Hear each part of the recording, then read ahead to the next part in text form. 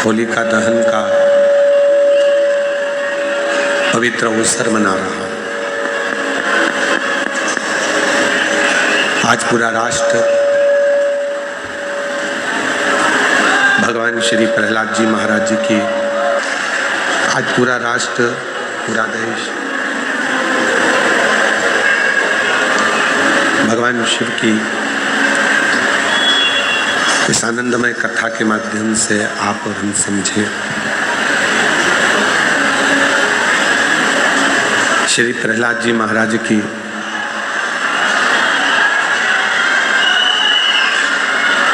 दिव्य अलौकिक भक्ति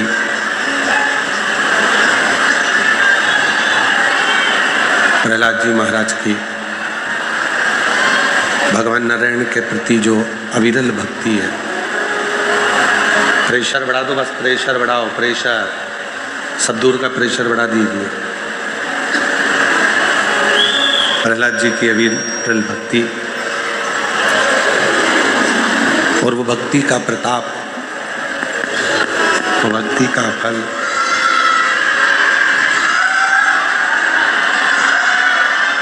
जो भगवान की अविरल भक्ति का फल है,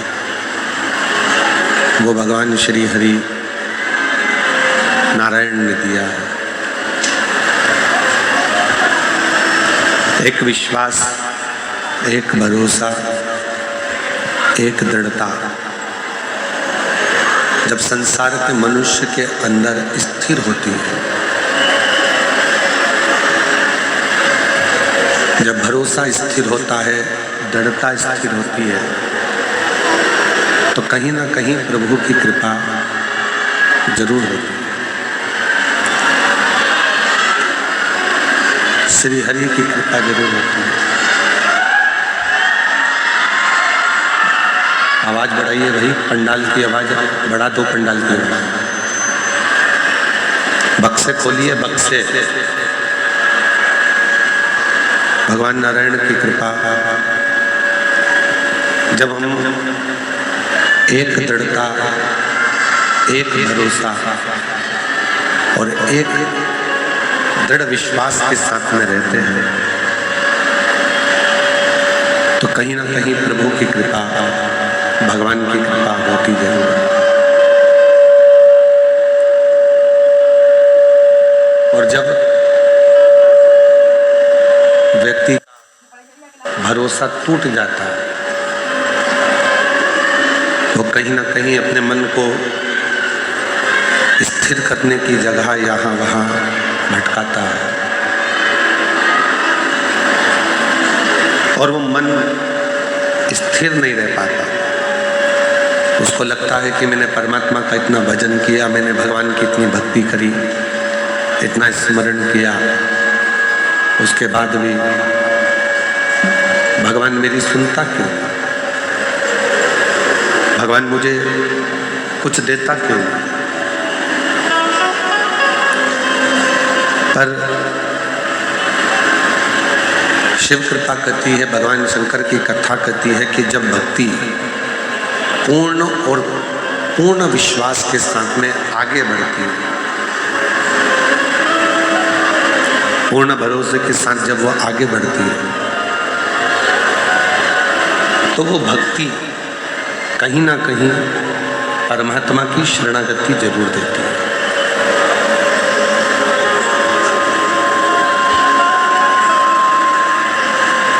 कल हमारे यजमान परिवार श्री प्रकाश जी की सुपुत्री सुसाक्षी रोहित जी मेहता, हम जब प्रसाद खा रहे थे तो एक प्रश्न कर रही थी,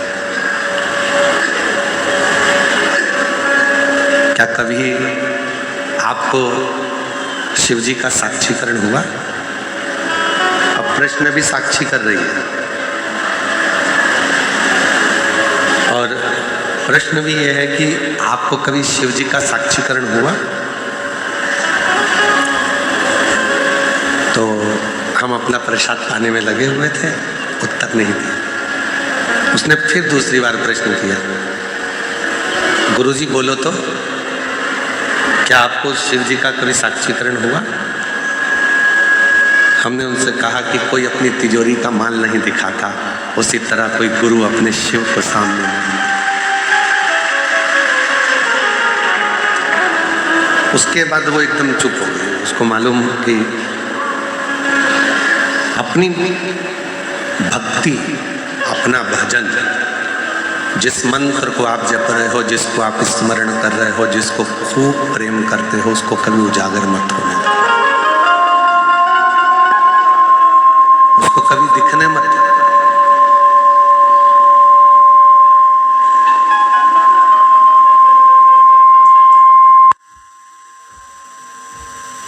जब आपका प्यार, जब आपका प्रेम उजागर हो जाता है तो दुश्मन बढ़ जाते हैं, लोग दूरियां करने लगते हैं। जब तक वो छुपा हुआ है ना, तब तक आप प्रेम की पराकाष्ठा तक पहुंच सकते हैं। उसी तरह जिस परमात्मा का आप भजन करते हो, जिससे आपका दिल लगा हुआ है, जिसके ऊपर आप पूर्ण समर्पित हो, पूरा भरोसा आपका उस पर आश्रित है, उससे आप बहुत प्रेम करते हो, तो आप उस परमात्मा के प्रेम को बता नहीं सकते, क्योंकि बताएंगे तो नजर लग जाती है। उसके प्रति समर्पण। तो हमने उस श्री प्रकाश जी की सुपुत्री साक्षी रोहित जी मेहता जी से हमने कहा, अरे आवाज खोल दो भाई इधर की।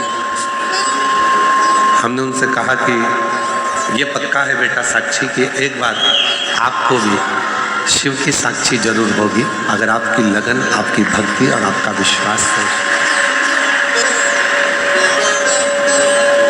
भरोसा दूसरे पर करोगे तो वो टूट सकता है, पर भरोसा यदि देवाधिदेव महादेव पर करा है तो वो जिंदगी में कभी नहीं टूटने वाला है, वो कभी नहीं। आप किसके प्रति समर्पित हुए हो? उस परमात्मा के प्रति।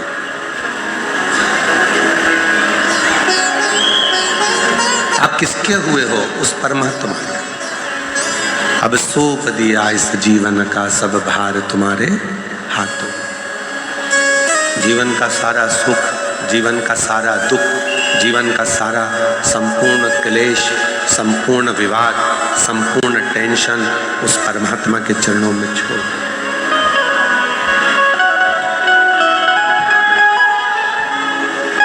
जीवन का संपूर्ण क्लेश उस परमात्मा के चरणों में छोड़।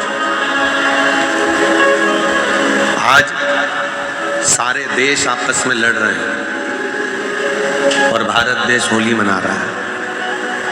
ये सभ्यता और ये संस्कृति और ये प्रेम है।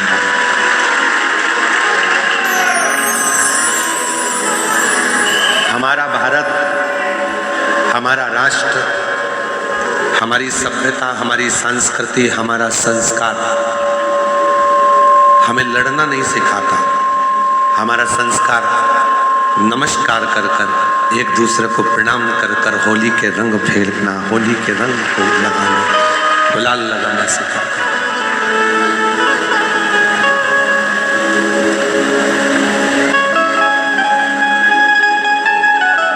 हमारा भी बहुत मन था कि आप लोग इतनी संख्या में आए हो और आज होली प्रज्वलित होगी, जलेगी। फिर लोग 4 तारीख को, कल तो ग्रहण है 3 तारीख का, तो 4 तारीख को लोग धुरंडी मनाएंगे, होली खेलेंगे, उत्सव मनाएंगे। 5 तारीख को महादेव की होली होगी। तो हमारा भी मन था कि हम आपके साथ में गुलाल की होली खेल कर जाएं, पर हमने मन में एक विचार करा कि एक बार भगवान शिव जी से पार्वती जी ने फागुन के महीने में एक लीला रची, और फागुन के महीने में माता पार्वती जी ने एक लीला ऐसी रची शिव जी के साथ में कि माता पार्वती जी शंकर जी के सामने से ओझल हो गई, कहीं छुप गई।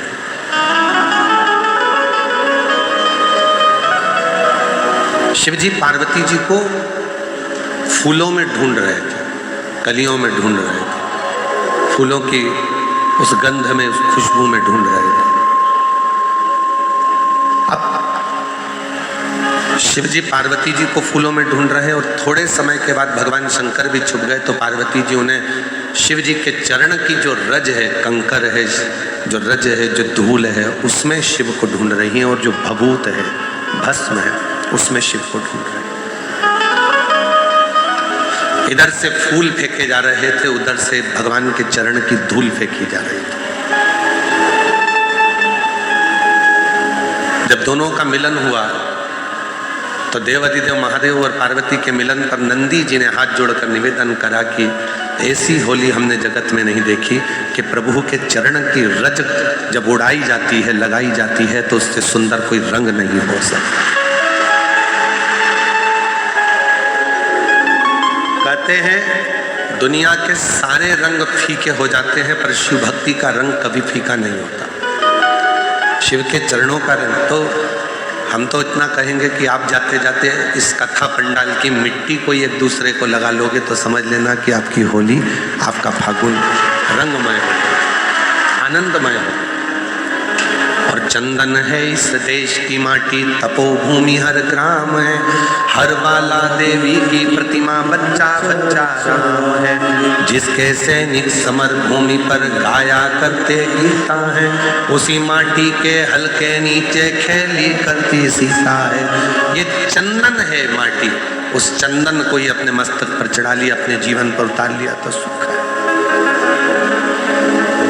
और एक निवेदन और करूं पूरे राष्ट्र से, पूरे भारत की धरा पर रहने वाले एक एक सनातनियों से कि आप, कई लोग ऐसे हैं कि उनको होली पसंद नहीं आती, कोई बच्चा रंग डाल देता है तो लड़ने बैठ जाते हैं, कोई व्यक्ति जरा सा गुलाल फेंक देता है तो झगड़ा करने बैठ जाते हैं। झगड़ा मत करो, उसको धन्यवाद दो। घर में रह रहकर 4-5 लोगों के बीच में रह रहकर आप ऐसे मुसद्दी लाल हो गए हो कि कोई किसी को रंगीन देखना ही नहीं चाहता। कम से कम खुशियां मनाओ तो कोई तो तुम्हें रंग में डुबोने के लिए बैठा है, जो तुम्हारी जिंदगी को रंगीन कर दे। आजकल की होली बस इतनी रह गई, पत्नी ने इतना सा गुलाल डब्बी में से लेके इतना लगा दिया, बहुत है। बहन ने भाई को इतना सा लगा दिया। अरे ऐसे रंग कर जाओ कि दूसरी बार याद आए कि पत्नी ने उस सन में जब हम शादी कर कर आए थे उसके दूसरे साल में ऐसा रंगा था, वो साल आज तक नहीं भूल पाया। तो रंगे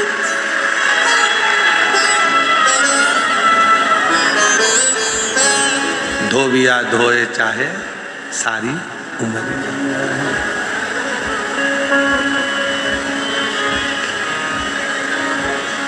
ऐसी रंगो गुरुदेव चुनर मेरी, ऐसी रंगो चुनर मेरी, ऐसी राम लक्ष्मण भरत शत्रुघ्न हनुमत मेरी चुनर मेरी, राम लक्ष्मण भरत शत्रुघ्न हनुमत मेरी चुनर में। सरयू जैसी लहरा पाड़े, ऐसी रंगो गुरुदेव चुनर मेरी, ऐसी रंगो गुरुदेव चुनर मेरी, ऐसी रंगो गुरुदेव। गंगा यमुना सरयू कावेरी मंदाकिनी चूनर में, गंगा यमुना सरयू कावेरी मंदाकिनी मेरी चूनर में। गोदावरी सी लहरा खावे, ऐसी रंगो गुरुदेव चूनर मेरी, ऐसी रंगो गुरुदेव चूनर मेरी, ऐसी रंगो गुरुदेव। गुरु जो रंगे, शिव जो रंगे, फिर वो रंग कभी ना छूटे, कभी ना छूटे। कोई बच्चा आया तुम्हारे ऊपर रंग डाल दिया, खुश होना है, उससे लड़ना नहीं, उसके माँ बाप के पास झगड़ा करने मत जाना। कोई ने थोड़ा गुलाल डाल दिया तो झगड़ा करने मत जाओ, कोई तो बैठा है तुम्हें रंगीन करने के। नहीं तो 24 घंटे हर पल हर घड़ी तो वैसे भी तुम्हारी जिंदगी ऐसी हो गई है बेरंग से। बस घर से निकलते हो ऑफिस, ऑफिस से निकलते हो घर, थोड़ा बहुत किसी से 2-4 ऑफिस वालों से काम की बात कर ली, कोई के फोन आ गए तो उनसे काम की बात कर ली। काम की बात में अपना पूरा दिन निकल जाता है। सवेरे भोजन करते हो, रात्रि को भोजन करते हो, 2 घंटा आराम करते हो, रात्रि को सो जाते हो, सुबह फिर वही दिनचर्या चालू हो जाती है। चाय लिया, नाश्ता लिया, भोजन कर लो, ये कर लो। रंगीन जीवन कब, रंगीन आनंद कब? कोई रंग डाल दिया, कोई गुलाल डाल दिया, खुश हो। कोई है हमारी जिंदगी में जो हमको रंगीन करना चाहता है? कोई है?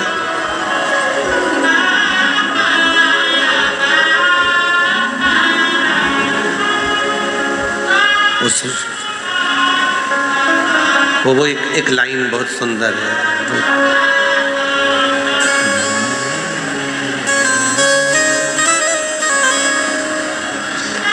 दीनानाथ, तुम्हें आता है वो? लाई है हजारों रंग होली, कोई तन के लिए, कोई मन के लिए। ये होली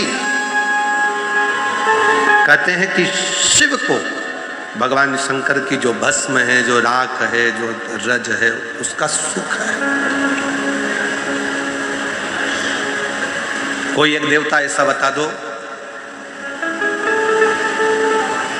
कि जिसके तन पर रंग चढ़ा और वो रंग कभी ना उतरा। कोई एक देवता बताओ जिसके तन पर रंग चढ़ा और वो रंग ना उतरा।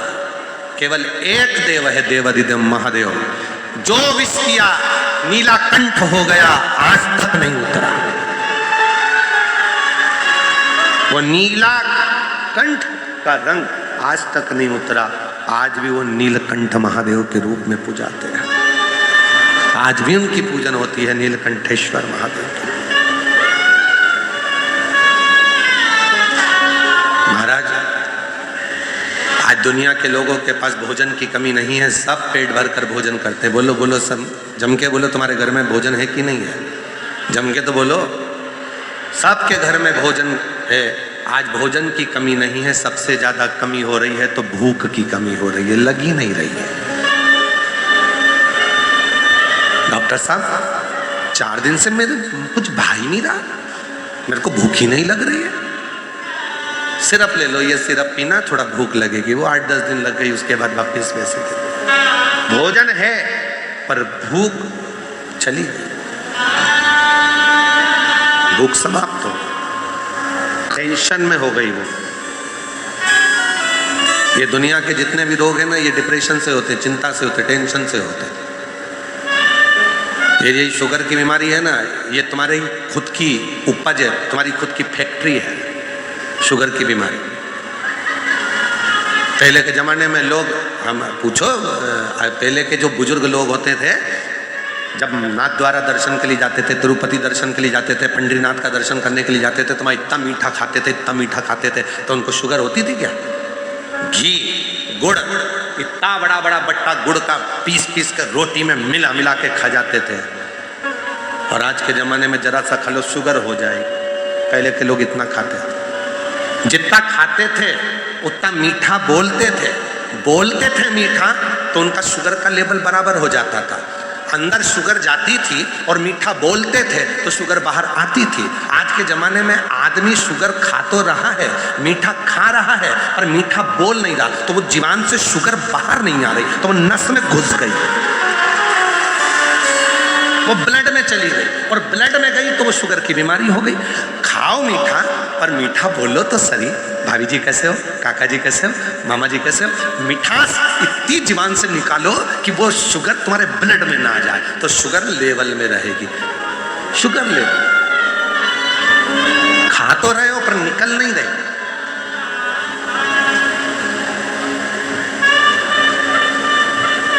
निकल नहीं। पति पत्नी से कहता है, थोड़ा मीठा बोल लिया कर। पत्नी पति से कहती है, दिन भर दुकान से आते हो, ऑफिस से आते हो, काम से आते हो, इतना चिड़चिड़ घर में करते हो, थोड़ा मीठा बोल लिया करो। गई सास बहू से कहती है, बेटा तू इतने अच्छे परिवार की, सब कुछ अच्छा, खूब काम करती है, तो खूब बहू इतना काम करती है, इतना काम करती है, पर सास से पूछा जाए कि तुम्हारी बहू कैसी है? बहुत जोरदार गुरुजी, इतनी बढ़िया बहू है, सवेरे जल्दी उठना, काम करना, ये करना, वो करना, सबको चाय नाश्ता भोजन, कोई आया तो आतिथ्य सब करती है। फिर दिक्कत कुछ? बस केवल एक चीज खराब है, जीवान बहुत खराब। पूरा महीना अच्छा बोलेगी, एक हफ्ता अच्छा करेगी, पर वो जीवान से ना जाने क्या बोल जाती है, उसे सूझ नहीं देता। मुझे तो लगता कोई बाबा माबा लग गया इसको, इसकी जीवान ठीक नहीं। बस सब काम अच्छा है, उठेगी, बच्चों को पढ़ाएगी, खिलाएगी, सब कुछ करेगी, कपड़े भी धो देगी, तुम्हारे लिए भोजन मिला देगी, चाय भी बना देगी, सब कुछ कर लेगी, सब करेगी, पर वो जीवान। भोजन है, पर आज के व्यक्ति के पास में भूख नहीं है, क्योंकि वो चिंता में जी रहा है।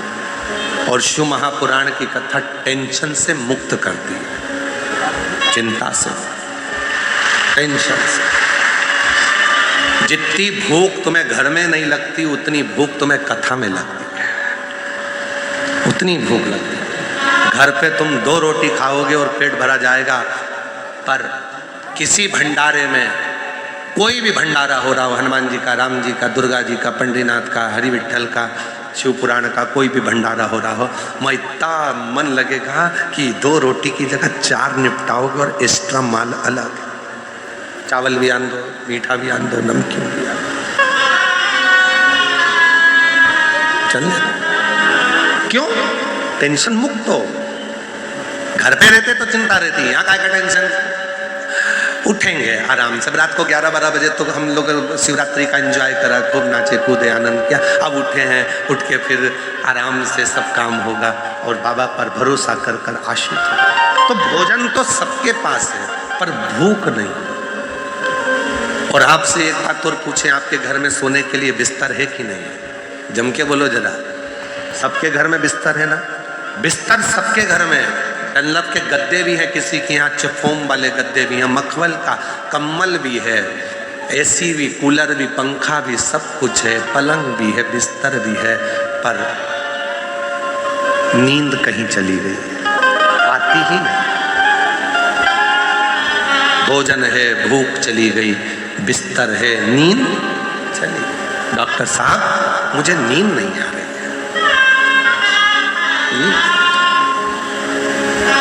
मेरी नींद कहीं चली।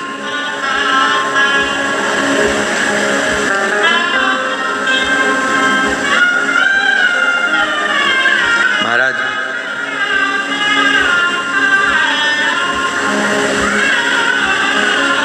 पहले मनुष्य की उम्र, गधा की उम्र, कुत्ता की उम्र, उल्लू की उम्र बराबर थी, 40-40 साल का। मनुष्य भी 40 साल का था, गधा भी 40 साल का था, कुत्ता भी 40 साल का था, उल्लू भी 40 साल का था। एक दिन गधा भगवान के पास में गया और उसने हाथ जोड़कर कहा, मेरी 40 साल उम्र मत बनाओ। भगवान भोलेनाथ ने पूछा, क्यों? 40 साल तक मैं लोगों का बोझा ढोते रहूं, मुझे पसंद नहीं है, मेरी उम्र आधी कर दो। भोलेनाथ ने पार्वती से कहा, पार्वती इसकी उम्र आधी कर दो। पार्वती जी ने गधे को 20 साल का बना दिया। थोड़ी देर बाद मनुष्य पहुंच गया, भोलेनाथ रोज 1 लोटा जल चढ़ाता हूँ, 40 साल में मेरा क्या होगा, मेरी उम्र बढ़ा दो। पार्वती जी ने बोला, गधे की बच्ची है, दे दूं क्या? तू बोले तो मैं गधे की उम्र दे सकते, दे दो। गधे के 20 साल जो बचे थे आधे, वो मनुष्य को दे दिए। कितने साल का हो गया? जम के बोलो, 60। अब तुम खुद अपने हृदय पर हाथ रखकर देखना, 40 साल तक मनुष्य अपनी जिंदगी को सही जीता, जो खाएगा पचेगा, जो कपड़ा पहनेगा जचेगा, जो पहनेगा उसके चेहरे पर, उसके स्तन पर सब अच्छा लगेगा 40 साल तक। 40 के बाद जो गधे की उम्र लगी है 20 साल एक्स्ट्रा, 60 साल तक मनुष्य गधे जैसा बोझा ढोता है। बच्चों की शादी करना है, बच्चों का ब्याह करना है, पढ़ाना है, बहन के घर मायरा भरना है, नाना जी के यहाँ जाना है, रिश्ते निभाना है, ये सारा बोझा वो 60 साल तक अपने कंधे पर रखता है। 60 साल। थोड़ी देर के बाद कुत्ता आ गया भगवान के पास में, भोलेनाथ मेरी उम्र 40 साल तुमने कर दी, मैं लोगों के दरवाजे पर बैठा रहूं, भौंकता रहूं, चिल्लाता रहूं, ये मुझे अच्छा नहीं लगता, मेरी उम्र कम कर दो। भोलेनाथ जी ने कहा, कितनी कम कर दे? बिल्कुल आधी कर दो, आधी कर दो। कुत्ते की उम्र 20 साल कर दी। पार्वती जी ने थोड़ी देर बाद मनुष्य फिर आ गया, बाबा 60 साल में मेरा क्या होगा? पार्वती जी बोली कुत्ता की बची है, चलेगी, ले जा। 20 कुत्ते की जोड़ दो, कितने का हो गया? जम के बोलो 80। कुत्ता कहाँ रहता है? दरवाजे पर। कुत्ते को भोजन कहाँ दिया जाता है? दरवाजे पर। रखा कहाँ जाता है? बाहर। जब 80 की उम्र का मनुष्य होता चले जाता है तो घर के बच्चे अपना कमरा रखते हैं और बुजुर्ग माँ बाप को घर के बाहर दरवाजे के पास हॉल में खटिया डालकर बिठा देते हैं कि कोई आए तो वहीं मिलना, भोजन भी वहीं आएगा, खाना भी वहीं आएगा। और बुजुर्ग माँ बाप वहीं बैठे रहते हैं और कोई भी आता है तो वहीं से चिल्लाते हैं, बहू, वहीं से चिल्लाते, वहीं से आवाज लगाते हैं, बहू बहू बहू, वहीं से। 80 साल की उम्र में मनुष्य दरवाजे पर पहुंच जाता है। बची उल्लू की उम्र तो उल्लू आया, बाबा मेरी उम्र आधी कर दो। भगवान ने कहा आधी उम्र? हाँ आधी, हाँ। भगवान ने 20 साल की उल्लू की उम्र कर दी। क्यों आधी? कि मैं रात रात भर जगता रहता हूँ, मैं पेड़ पर टंगा रहता हूँ, मेरी उम्र आधी कर दो। ठीक है, तू आज से 20 साल। मनुष्य आ गया, 80 में मेरा क्या होगा? बाबा भोलेनाथ जी ने कहा मन और मसान कभी नहीं बढ़ा। बिसिल आ रही है, उसको कम करिए। मन और मसान कभी नहीं भरा था। 80 में मेरा क्या होगा? पार्वती जी ने कहा उल्लू की बच्ची है, चलेगी? चलेगी। कितने का हो गया? 100 का। जब 100 की उम्र के लगभग में 80 पार करता है और 100 के करीब में आता है, 80 और 100 के बीच में जब आता है, 80 और 100 के बीच में जब पहुंचता है तो उल्लू की उम्र चालू हो जाती है।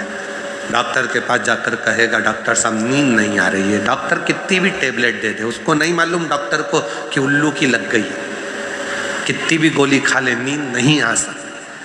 2-3 घंटा सोएगा, रात को 1:30-2 बजे उठ के बैठ जाएगा, फिर नींद चली जाएगी, फिर थोड़ी सी आएगी, फिर जाएगी, फिर आएगी। बिस्तर है पर नींद नहीं, भोजन है पर भूख नहीं है। भूख। और महाराज आज लोगों के पास धन तो है पर धर्म नहीं है। और मैं श्रीमान रसिक लाल जी, माणिक चंद जी धारीवाल जी के इस पूरे परिवार को, श्री प्रकाश जी धारीवाल जी को, श्रीमती दीना भाभी जी को, उनके बेटे चिरंजीवी आदित्य जी को, उनकी बेटी साक्षी को, उनकी बहनों को, दामादों को, सबको साधुवाद देता हूँ कि आपके यहाँ धन भी है और धर्म भी है। आपके यहाँ धन भी है और धर्म भी है। उस धन का प्रयोग कैसे करना है? भूखे को भोजन कराकर कितने खुश होना है, कितने प्यासे को पानी पिलाकर कितनी प्रसन्नता हासिल कर ले। किसी का इलाज कराकर रोगी से, उस रोग से मुक्त कर उसके कितना आनंद ले लें। भूख है, भोजन है पर भूख नहीं है, बिस्तर है पर नींद नहीं है। और आज लोगों के पास धन है पर धर्म नहीं है। पर जिसको देखना है एक बार श्री रसिक लाल जी, माणिक चंद जी धारीवाल परिवार में आकर देखो कि धन भी है तो धर्म भी है। धन के साथ में धर्म भी इनके भीतर, संस्कार भी इनके भीतर।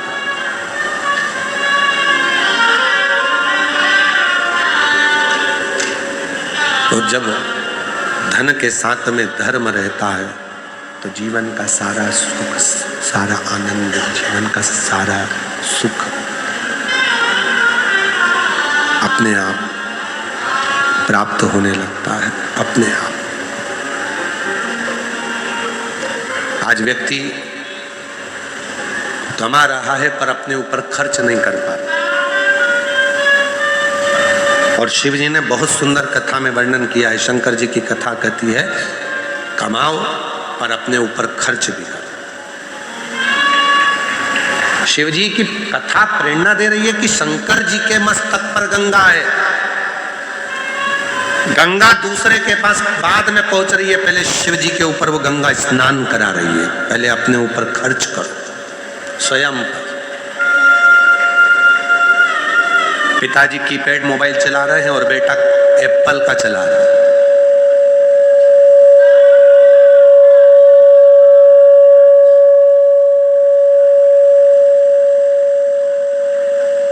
एक तो ये साउंड वालों की ऐसी आदत है, भगवान शुरू में एक बार सेट हो गया था, फिर धीरे से उंगली करके फिर बढ़ा दो, फिर ऐसा कर दो, फिर वैसा कर दो। एक बार जब सेट हो गया था, कथा अच्छी चल रही थी, तो उसमें हरकत करने की जरूरत क्या है तुमको?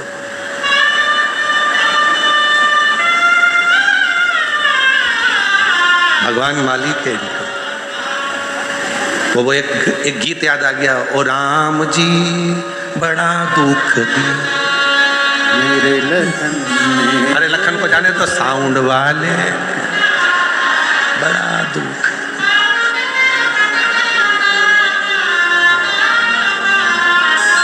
और क्या बोला? बहुत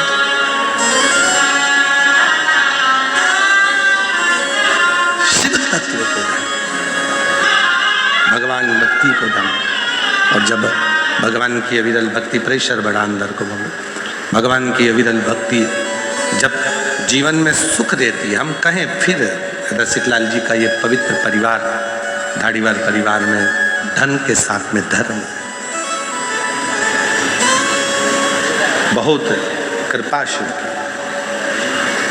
और मेरी जीजियों, मेरे जीजाओं, मेरी बेटियों, बेटाओं, मेरे बुजुर्ग माँ बाप, जितने भी शिव महापुराण की कथा में बैठे हो या कथा को आस्था चैनल पर या सोशल मीडिया पर श्रवण कर रहे हो, बाबा से प्रार्थना करना आज, हे मेरे भोलेनाथ, हमारी जिंदगी में खुशियों का रंग ऐसा देना कि हम भी अपनी जिंदगी में एक बार शिव महापुराण की कथा करवा सके। इतनी संपदा,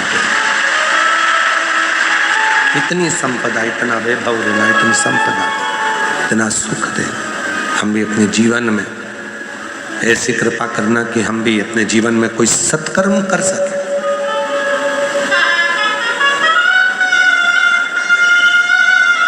सुख,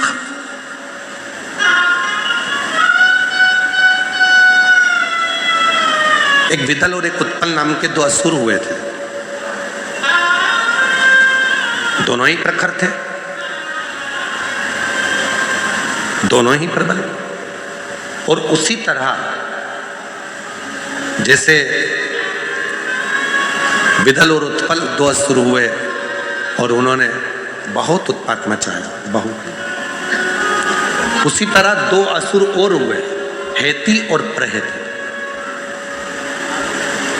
एक का नाम था हेती और दूसरे का नाम था प्रहेती।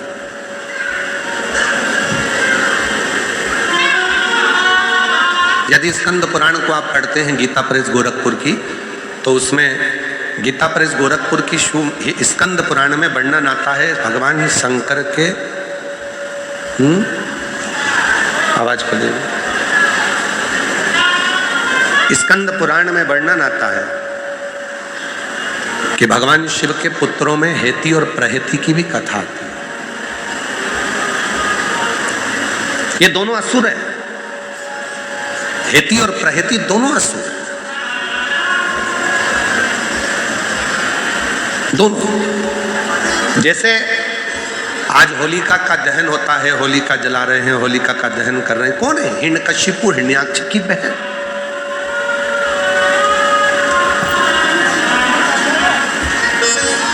कभी आपने विचार करा कि जब ये राक्षस की बहन थी तो इसकी पूजन करने की जरूरत क्या थी?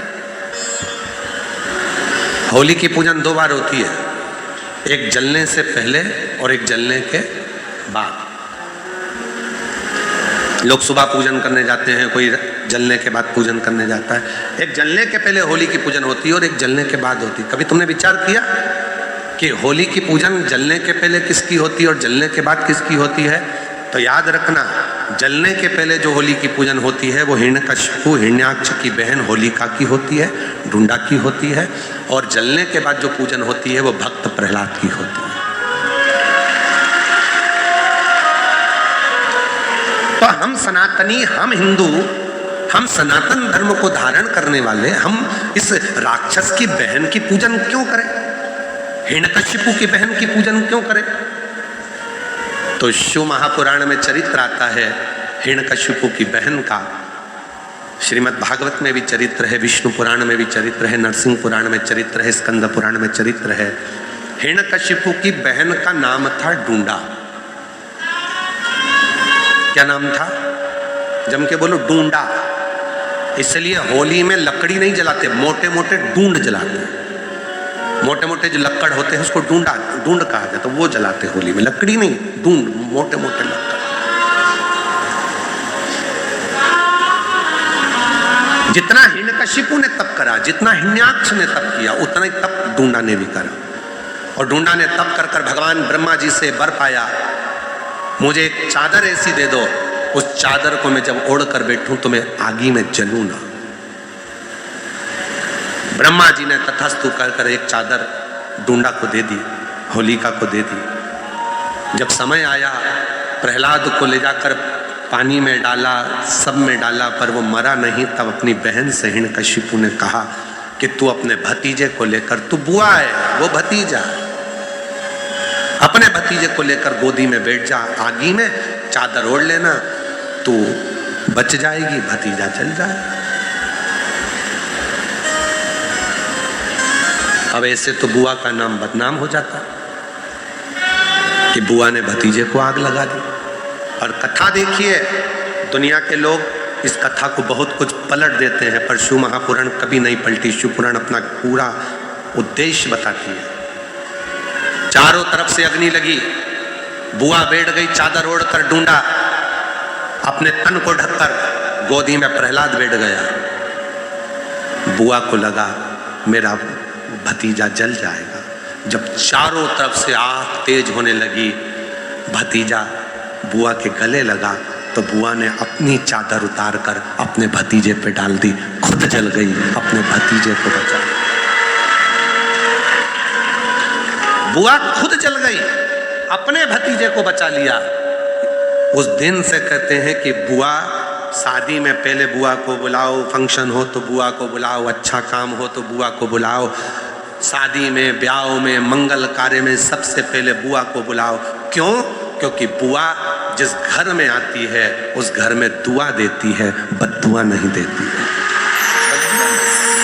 बुआ जब मंगल कार्य में, शादी में, विवाह में, फंक्शन में आती है तो उस घर के सारी बुराइयों को बुआ अपनी झोली में भरकर बाहर फेंक देती है और अपने भाई के घर में, अपने मायके में दुआ देती है, सब फलो फूलो, उन्नति करो। वो बुआ। अब बताओ, ऐसी बुआ की पूजन करोगे कि नहीं करोगे? जम के तो बोलो। इसीलिए हमारे यहाँ होली जलने से पहले, इसीलिए उसका नाम था डूंडा। मरने से पहले उसने अच्छा काम कर कर भगवान की होली, इसलिए उसका नाम हो गया होली। अच्छा काम कर कर भगवान की होली, तो फिर उसका नाम होली हो गया। और वही होली का, इसलिए जलने से पहले जो पूजन होती है वो बुआ की होती है कि इतनी अच्छी बुआ जिंदगी में कभी नहीं मिल सकती, जो खुद जल गई और अपने भतीजे को बचा लिया।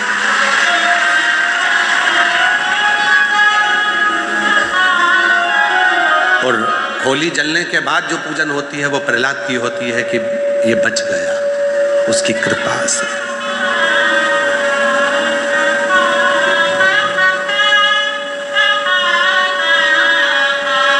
बुलाए होली का जो तुम कहे, ये असुर है। जरूरी नहीं कि असुर का दिल नहीं होता। हो सकता है कोई व्यक्ति बहुत गुस्सा करता है, क्रोध करता है, अपशब्द बोलता है, बहुत ज्यादा आड़ा टेढ़ा बोलता है। हो सकता है वो भी बहुत प्रेम करता है, बहुत प्यार करता है। कभी कभी प्यार में भी क्रोध आ जाता है। जिसको बहुत चाहो और वो सुनता नहीं ना, तो फिर गुस्सा आ जाता है। कभी कभी झगड़ा भी होता है, ऐसा नहीं है कि झगड़ा नहीं होता। आपका अपनी पत्नी से होता होगा, पत्नी का पति से होता होगा, बच्चों का भी होता है, बहन भाई से। पर कभी कभी शंकर का जो भक्त होता है ना, वो भी महादेव से झगड़ा कर लेता है। कभी कभी वो भी झगड़ा कर।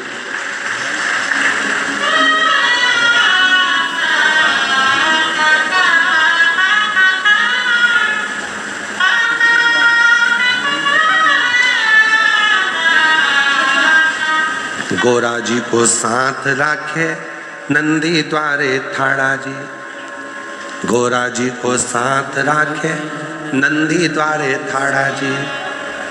रोज पानी में चढ़ाऊं सुनता क्यों नहीं महारी जी, मैं रोज तुझे जल चढ़ाता हूं, तू मेरी क्यों नहीं सुनता? कब सुनेगा? कभी कभी महादेव से भी झगड़ा हो जाता है, लड़ाई हो जाती है, नहीं आता। हेती और प्रहती ये दोनों असुर हैं, दोनों राक्षस हैं, पर उसमें हेती और प्रहती में जो प्रहती है वो थोड़ा सा नम्र स्वभाव का असुर है। वो विश्वास भी करता है भगवान पर, नारायण पर थोड़ा भरोसा है, शिव जी पे भरोसा है।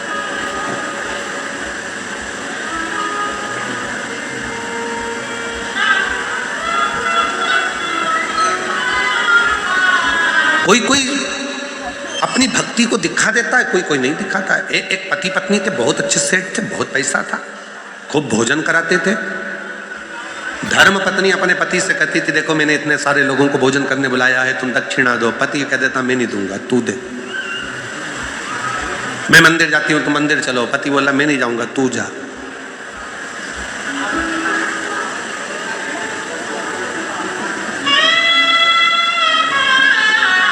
पत्नी कहती है पति से, कभी कभी भगवान का नाम ले लिया करो, राम कह लिया करो। पति कहने लगा, मैं नहीं कहता, तू कह।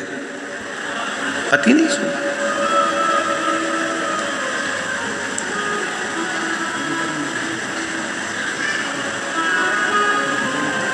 एक दिन पति चक्कर खाकर नीचे गिरा और बहुत सारे लोगों ने देखा, उठा, जल का छींटा दिया। पति उठा तो लोगों ने कहा, महाराज सेठ जी आज गजब काम हुआ, तुम्हारे मुख से कभी राम का नाम नहीं सुना था, पर आज राम तुम्हारे मुख से निकल गया। सेठ जी की आंख में आंसू भर गया, नेत्र बंद कर रहा है और सेठ जी ने कहा, सत्य बोलो, क्या मेरे मुख से राम निकल गया? हाँ, सबसे पूछ लो, आज आपके मुख से राम निकल गया। सेठ जी ने हाथ जोड़कर कहा, जिस राम को मैंने अपनी तिजोरी में छुपा कर रखा था, आज वो निकल कैसे गया? और सेठ जी ने प्राणों को त्याग दिया। जिस राम को मैंने छुपा कर रखा था, भक्ति दिखाई नहीं जाती, भक्ति को दिखाया नहीं जा सकता। मैंने जिसको अंदर छुपा कर रखा, उसे कैसे प्रस्तुत कर दूं?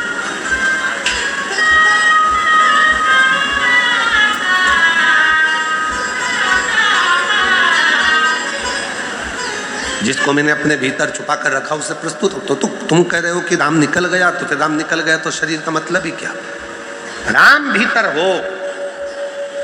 शिव महापुराण की कथा कहती है, मानव के जीवन में जब तक मनुष्य की श्वास चल रही है तो समझ लेना उसकी श्वास में शिव है। शिव है तो शरीर है, शिव गया तो शव बन गया, फिर वो शव बन जाता है, वो शरीर नहीं रहता।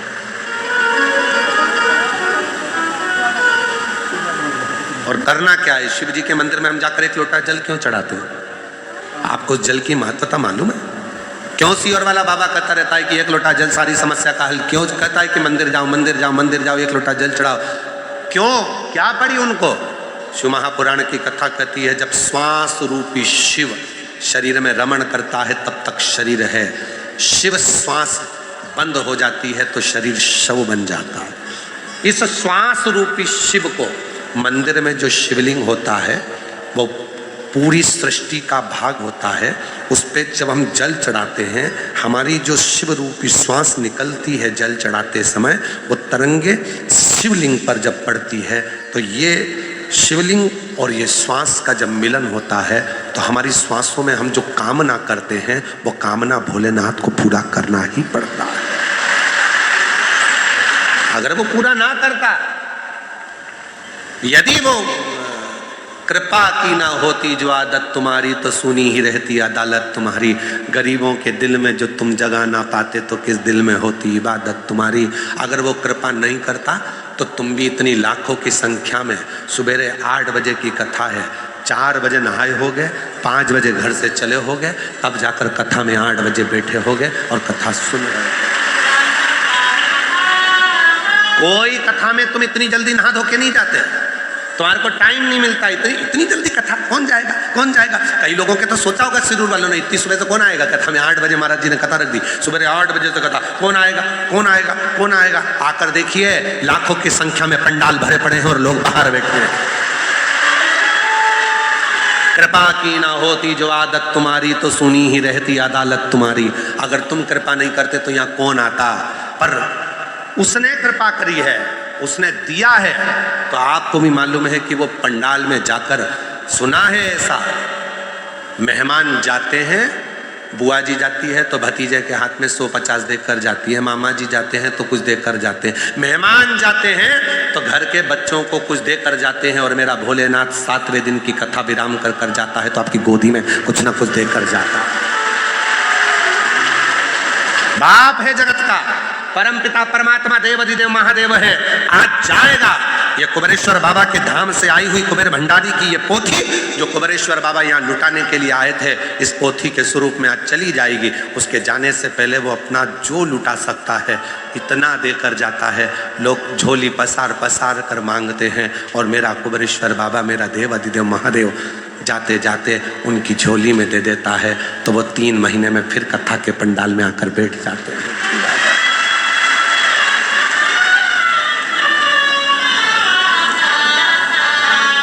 और रिश्ता तेरा मेरा सबसे है प्यारा, रिश्ता तेरा मेरा सबसे है प्यारा। तू मेरा बाबा, मैं हूँ तेरा लाला, मैं हूँ तेरा लाला। तू मेरा बाबा, मैं हूँ तेरा लाला, मैं हूँ तेरा लाला। जाते जाते वो भी बहुत कुछ देकर जाएगा, खाली नहीं भेजेगा। इसलिए लोग समापन के दिन एक दिन पहले शिवरात्रि मनाते हैं, दूसरे दिन रात रुककर सुबह सुबह बाबा से झोली पसार मांगकर अपने घर को चलते हैं।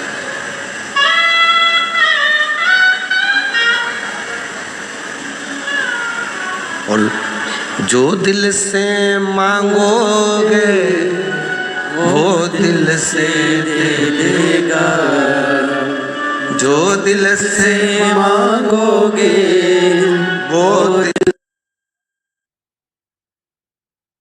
सा। उसके प्रति विश्वास, भरोसा, दृढ़ता ये आपके भीतर हो देगा।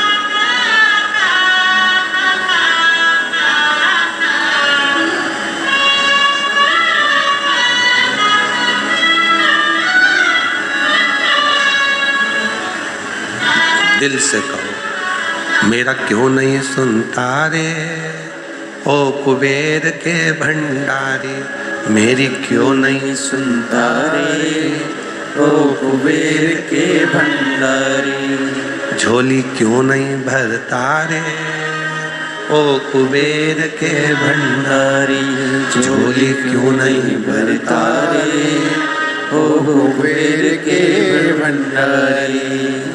उससे प्रार्थना, उससे निवेदन, उससे विनय नित्य कर देगा।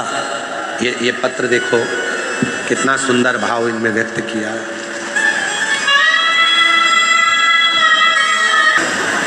आप दिल से उससे कहते हो, वो दिल से सुनता है। आप उसको भाव से कहेंगे, वो भाव से सुनता। ऊपर चल रही है ना, ऊपर जा रही है ना, उसके नीचे दम लगा के तार है नहीं नीचे। अब लगा का है, मैं नीचे बच्चा खा रहा है, ऊपर जा रही है, ऊपर पता नहीं कहाँ जा रही है उसकी रोशनी कहाँ से चली गई जाती है। ले टिकाए को मामला गड़बड़ हो।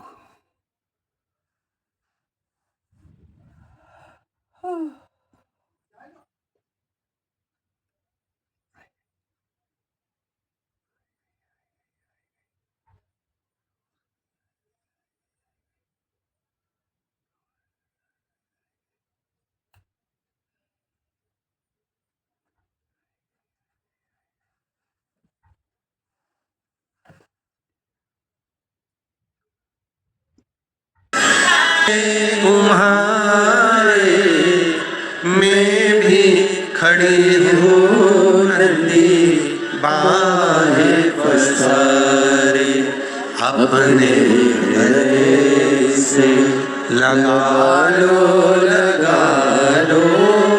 गिरा जा रहा हूँ उठा लो भोले अपने दर से अब तो न टालो गिरी जा रही हो उठा लो उससे प्रार्थना, वो खाली नहीं भेजेगा। जितने कथा के पंडाल में बैठे हो, विश्वास से यदि आपने कथा 7 दिन की श्रवण करी है, मेरा भोले बाबा खाली नहीं भेजेगा, झोली भर कर भेजेगा। खूब खूब कृपा कर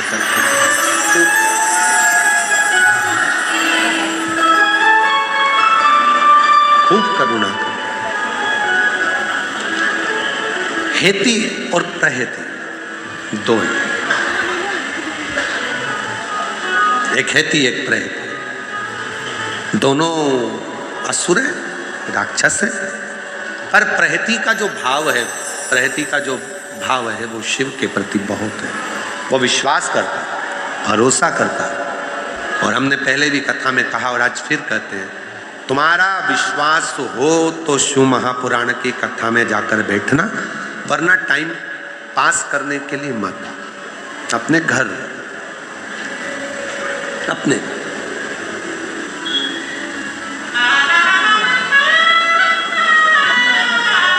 टाइम बर्बाद करने के लिए बिल्कुल मत आओ कि यहाँ पर भीड़ बढ़ाने के लिए, जैसे जैसे भीड़ बढ़ती है तो व्यवस्थाएं भी और करना पड़ती है। तो भीड़ बढ़ाने के लिए आप कथा में मत आओ। और कोई कथा में आप भले भीड़ बढ़ाने के लिए जाओ, मना नहीं है, वहाँ बहुत आपको बुलाया जाएगा, अनाउंस किया जाएगा, बिठाने के लिए व्यवस्था करी जाएगी, सब कुछ करा जाएगा। पर यहाँ शिव महापुराण की कथा में तुम्हें मालूम पड़ जाए कि कुबेरेश्वर बाबा की धरा से कुबेर भंडारी आया है, शिव महापुराण की कथा करने के लिए सियोर वाला बाबा आया है, तो यहाँ भीड़ बढ़ाने के लिए मत जाना, यहाँ भाव बढ़ाने के लिए आना और बाबा से विश्वास के साथ प्रार्थना करना। विश्वास हो तो शिव महापुराण की कथा में आओ। और अभी भी विश्वास के साथ कहकर जाना, 10 मार्च को भुसावल महाराष्ट्र में कथा है, बाबा से कहकर जाना। भले 3 महीना में तू पूरा करता है, पर मेरी मनोकामना तो तू इतने दिन में पूरी कर दे। मैं भुसावल में पत्र भेजूंगी, पत्र मैं वहां पत्र भेजूंगा। प्रार्थना,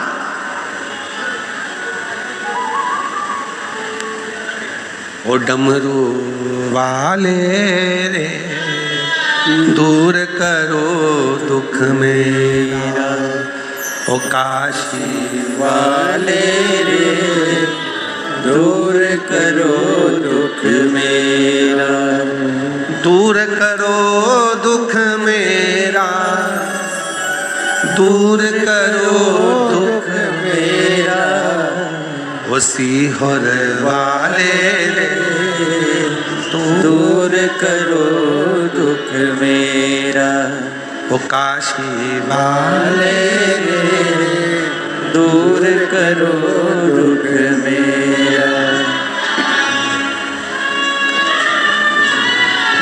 उससे प्रार्थना करते रहो, उससे निवेदन करते रहो, उससे विनय करते रहो, वो सुनेगा। भाव उसे कहोगे तो सब कुछ, बहुत कुछ। शिव कथा कह रही है, हेती प्रहेती असुर है, पर उसमें से प्रहेती का मन शिव के प्रति विश्वास था, शिव के प्रति विश्वास, देव अधिदेव महादेव के प्रति भरोसा।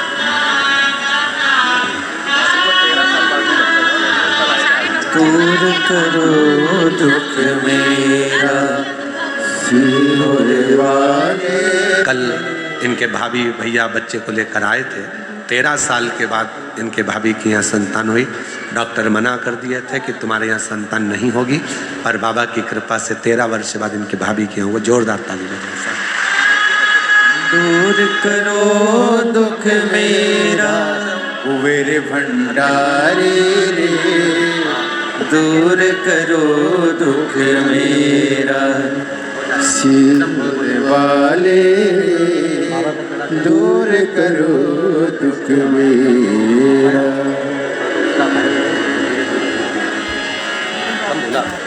प्रणाम करो बाबा को, बाबा को नमन करो, प्रणाम प्रणाम प्रणाम।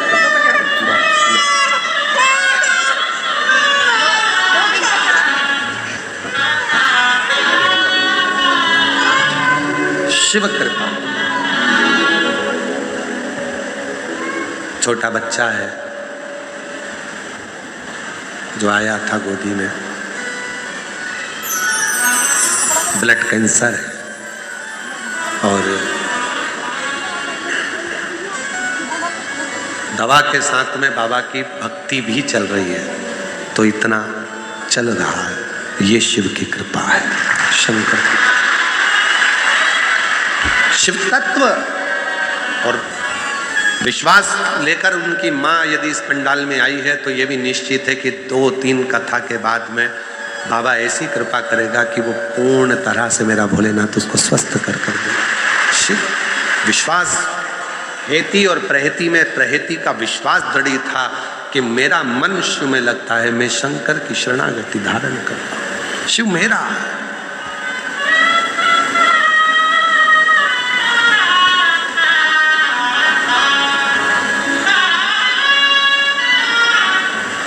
शिव के प्रति जिसका विश्वास दृढ़ हो गया, ब्रह्मा जी का विश्वास दृढ़ नहीं हुआ था तो सिर कट गया था और बड़का पेड़ बन गया। भगवान नारायण जी का विश्वास शिव जी के प्रति दृढ़ था तो उनकी पूजन आज भी संसार सागर में, जो आप सत्यनारायण भगवान की पूजन करते हो, वो सत्यनारायण भगवान की पूजन कब चालू हुई? जब भगवान नारायण ने शिव जी पर पूरा सत्यमय विश्वास किया, सत्यमय जब भरोसा किया, और जब भरोसा दृढ़ हुआ,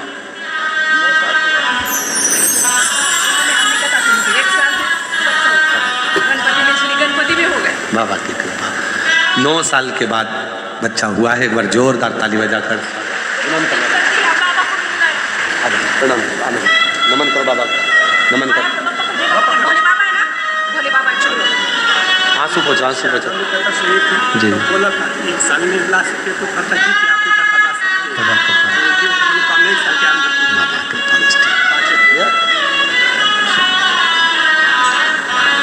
हे भोला शंकर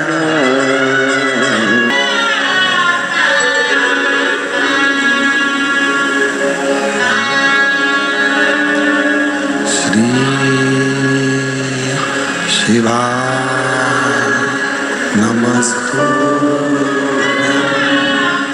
श्री शिवा नमस्तु, श्री शिवा नमस्तु, श्री शिवा नमस्तु, श्री शिवा नमस्तु। भोला सब दुख काटो, ओ भोला सब दुख काटो, शिव शंकर जपो तेरी माला, भोले बाबा जपो तेरी माला, भोला सब दुख काटो, ओ भोला सब दुख काटो, वेश मंगल मंगलकारी, वेश मंगल मंगलकारी, शमशान वासी हमारा, शमशान वासी हमारा, ओ भोला सब दुख काटो, ओ भोला सब दुख काटो।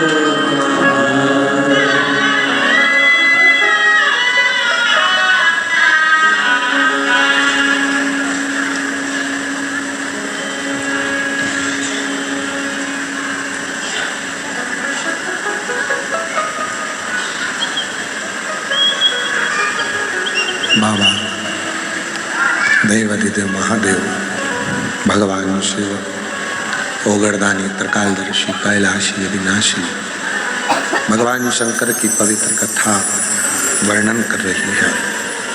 हेति और प्रहेति ये दो असुर हैं और प्रहेति का विश्वास शिव जी के प्रति प्रबल है।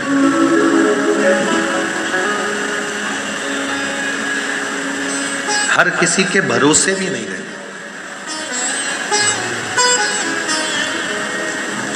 सबसे कीमती चीज है भरोसा, विश्वास। हर किसी पर कर भी नहीं सकते, पर एक छाती ठोक कर दिल से केवल एक भरोसा आप कर सकते हो और वो है देवादिदेव महादेव पर भरोसा। वो कभी टूटता ही नहीं।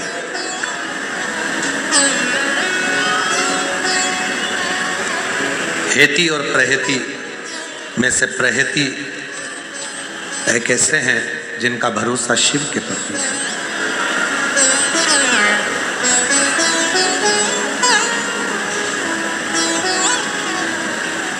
जैसे संध्या काल में लगाया गया दीप मानदेह नामक असुर का संहार कर देता है। प्रतिदिन एक नियम बनाकर रखना चाहिए कि रोज शाम के समय पर अपने घर में प्रदोष काल के समय पर एक दीप जरूर लगाना चाहिए। और यदि बेलपत्र का वृक्ष है तो उस बेलपत्र के वृक्ष के सामने भी एक दीप अवश्य लगाना चाहिए।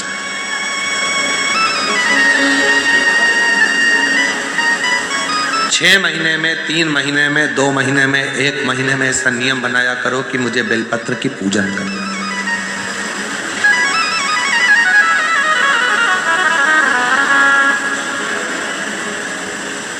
स्वयं माता लक्ष्मी जी ने भगवान नारायण को पाने के लिए बेलपत्र का पूजन किया। जब इंद्र की पूरी सत्ता चली गई थी, सारा की सारा धन इंद्र का चले गया था, असुरों ने उस इंद्र के सिंहासन पर अपना कब्जा जमा लिया था, तब इंद्राणी ने, स्वयं सची मान इंद्राणी ने शिव जी की साधना की, बेलपत्र के वृक्ष के बेलपत्र की पूजन करें।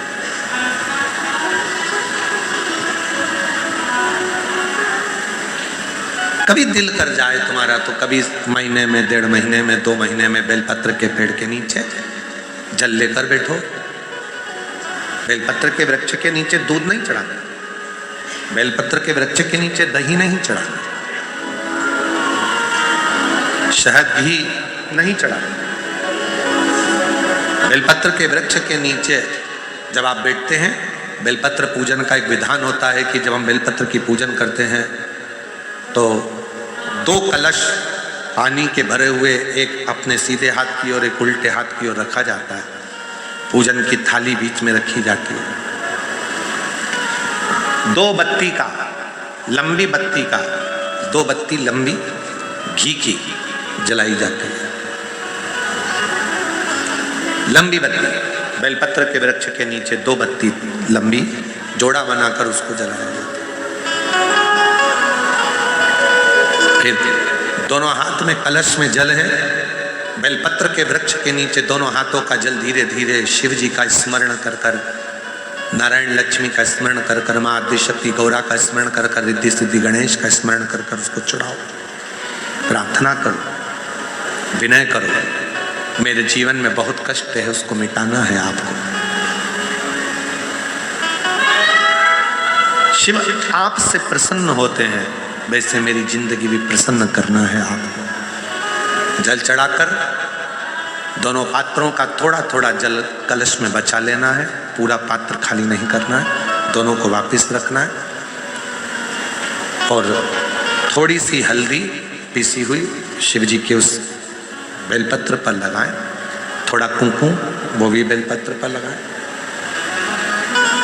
7 दाने अक्षत के, केवल 7 दाने अक्षत के बेलपत्र को छुआकर अपनी थाली में रख लें घर पर जब जाएं तो वो 7 दाने अक्षत के और बेलपत्र के वृक्ष में जो चढ़ा हुआ थोड़ा सा जल बचा कर लाए हो, वो घर में छींट कर 7 दाने पूरे घर में डालना प्रारंभ करें। महीने में, 2 महीने में, 3 महीने में एक बार करिए। जीवन में किसी के आगे हाथ फैलाने की जरूरत नहीं पड़ेगी। इतनी संपदा बाबा, इतनी संपदा। बेलपत्र की महत्वता को लोग जानते नहीं है। एक प्रदोष की महत्वता, एक बेलपत्र की महत्वता। अभी हमने पहले भी कहा, एक कथा प्रदोष काल की रह गई है। एक बार हम दिल्ली बाच रहे थे पर वो पूरी नहीं हो पाई क्योंकि पानी आ गया था। हम प्रयास कर रहे हैं उस कथा को कुबेरेश्वर धाम पर, क्योंकि उसमें प्रदोष काल की कथा में टेंट नहीं लगता। वो प्रदोष काल की जो कथा होगी सीहोर कुबेरेश्वर धाम में, उसमें टेंट नहीं लगेगा, उसको खुले मैदान में बाँचना पड़ता। आप और हम सब खुले मैदान में बैठकर प्रदोष काल में उस कथा को सुनेंगे और उसमें प्रदोष की महत्वता को जानेंगे। और हमारी तरफ से हम तो आज प्रकाश जी आपको भी, दीना भाभी जी आपको भी, दोनों को निमंत्रण दे रहे हैं। जब भी सीहोर में जब कथा हो प्रदोष काल की, तो एक दिन कम से कम आप लोग आकर उस कथा की पूजन आपको भी करना रहेगी। प्रदोष काल की कथा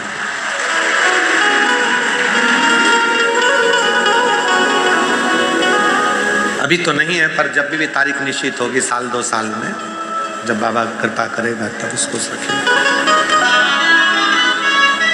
पंडाल में भले तुम्हारे लिए हम सोने के लिए पंडाल लगा देंगे, पर कथा सुनने के लिए तो आपको मैदान में ही बैठना पड़ेगा, खुले आसमान।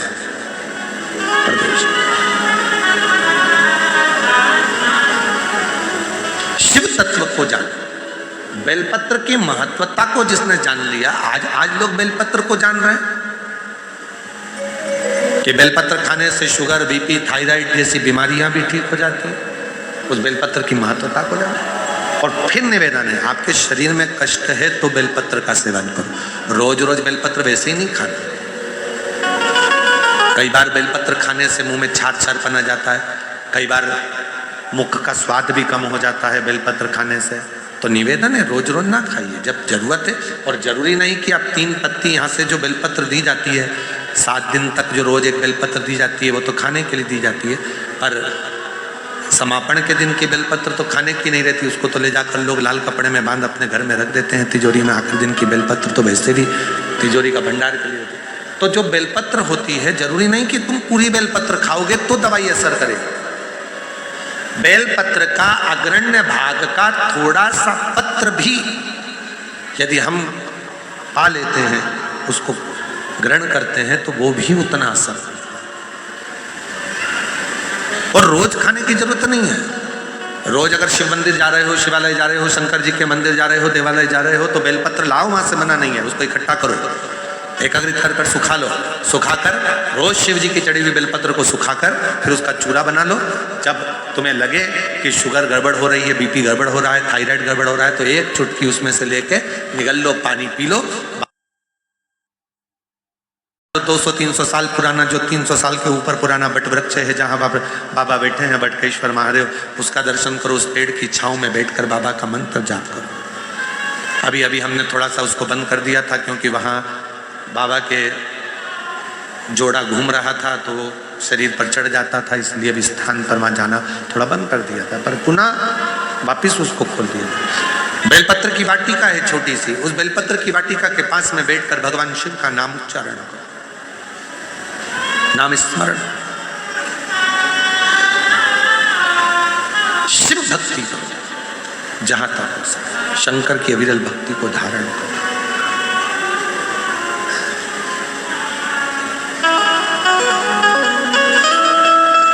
शिव की साधना, आराधना जीवन को सुख देती है। बेलपत्र का वृक्ष का पूजन अर्चना हमें आनंद प्रदान करती है।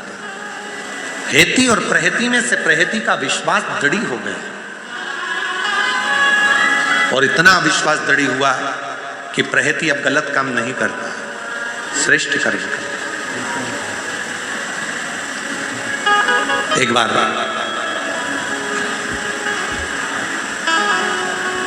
एक मुनि शिव की साधना में वन में लगे हुए थे, और ये हेती प्रहेती उनको मारने के लिए पहुंच गए।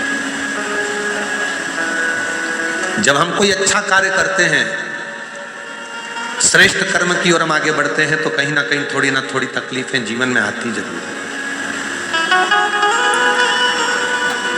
और जो पूर्व में हम कर कर आए हैं उसका भोग भी तो हमको ही भोगना है, कोई दूसरा थोड़ी ना भोगेगा। कि मत बुरे कर्म कर बंदे वरना पछताएगा, भगवान की आंखों से तू बच नहीं पाएगा, तू बच नहीं पाएगा। अरे ओ अज्ञानी मत कर नादानी, तेरे कर्म का फल भी तू ही पाएगा, जैसा किया तूने तेरे आगे आएगा। मत बुरे कर्म कर बंदे वरना पछताएगा, भगवान की आंखों से तू बच नहीं पाएगा, तू बच नहीं पाएगा। अपने कर्म का भोग अपने को खुद भोगना है, कोई दूसरा नहीं भोग सकता, कोई दूसरा नहीं भोगेगा। इसीलिए कहते हैं कि घर के प्रत्येक सदस्य को मंदिर जाने की आदत लगाओ, एक लोटा जल चढ़ाने की आदत लगाओ। कौन का भाग्य क्या है, कौन का कर्म क्या है, किसको मालूम।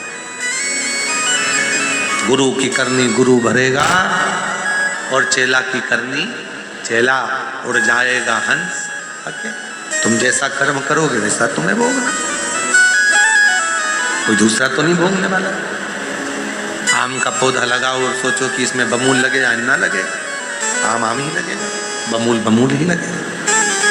तब हेती प्रहेती पहुंचे और वो एक मुनि बैठे थे, तपस्या कर रहे थे, साधना में डूबे हुए थे, बड़ा शांत थे, बड़ा वन पूरा शांत, एकदम शांत।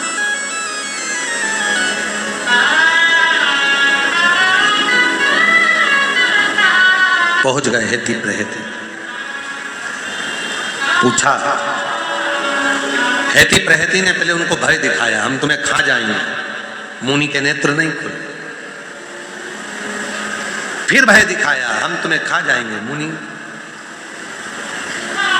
नेत्र नहीं। एक झलक के लिए जो मुनि तपस्वी साधक सन्यासी संत तप करते हैं, साधना करते हैं, वो एक क्षण के लिए शिव आता है और आकर आशीर्वाद देकर थोड़ा सा, क्योंकि वो आता है तो आप व्यक्ति समझ नहीं पाते, एक क्षण के लिए आता। आया था कथा के चौथे दिन, एक क्षण के लिए आया था, एक क्षण। और वो आता है तो सब कुछ हिला देता है।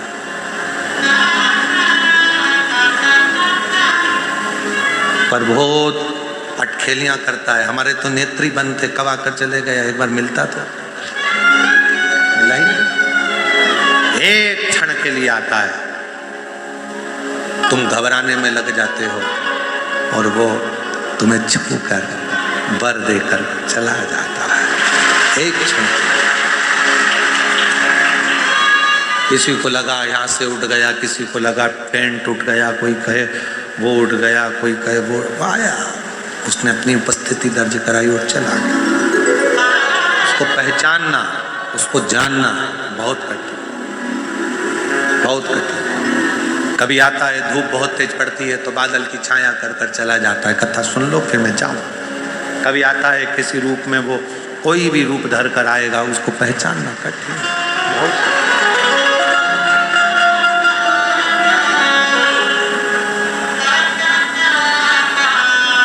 उसको जानना कठिन। हेती प्रहेती ने कहा, मुनिवर तुम आंख बंद करे हो, हम तुम्हें भय दिखा रहे हैं, डरा रहे हैं, तुम डर ही नहीं रहे हो। तो मुनि ने फिर नेत्र खोलकर कहा, जिसके सिर ऊपर तेरा हाथ प्रभु, तो दुख किस बात का। जब शिव सिर पर हो तो फिर दुख क्या, कष्ट क्या। और कोई दूसरे का भजन नहीं कर रहे हो। जिसने काल की गणना करी, जिसने काल बनाया, उसी को महाकाल कहा गया। घड़ी का निर्माण काल गणना का निर्माण, काल का निर्माण सबसे पहले मेरे शिव ने करा था।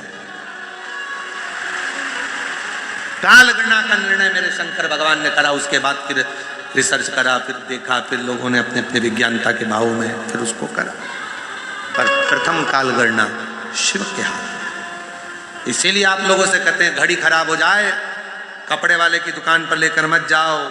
कपड़ा वाला कहेगा मैं क्या करूंगा इस घड़ी का, कैसा बिगड़ गई है, सही नहीं चल रही है, देखो ना।